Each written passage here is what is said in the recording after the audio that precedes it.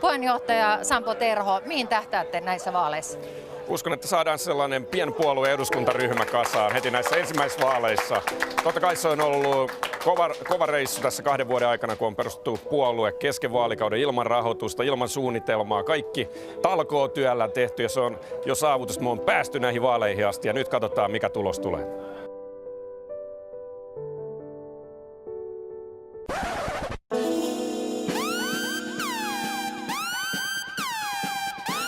Siniset ei saisi yhtään paikkaa eduskuntaan. Sampo Terho, mitä sanotte tähän? Onko teillä paha mieli? Katsotaan nyt kuule äänet ensin ja sitten ruvetaan pohtimaan tunne-elämää sen jälkeen. Mutta tässä on vielä laskematta suurin osa äänestä ja ennen kaikkea esimerkiksi Uusimaa, missä itsekin olen ehdolla. Mutta tällä hetkellä ainakin näyttää vähän surulliselta. No, olen iloinen, jos jaat surua meidän puolestamme, mutta me olemme iloisia joka tapauksessa. Me olemme tehneet suuren työn. Meitä ei nujerrettu koskaan, ei nujerreta nytkään. Olemme taistelleet, olemme tehneet kaikkemme.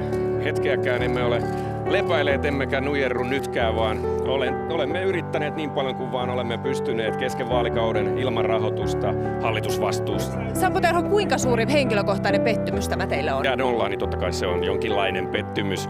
Mutta kuten sanoin, me olemme ylpeitä siitä, että me olemme yrittäneet kaiken. Jääkö siniset kuitenkin puolueena vielä henkiin, vaikka ette saisi paikkaa eduskuntaan?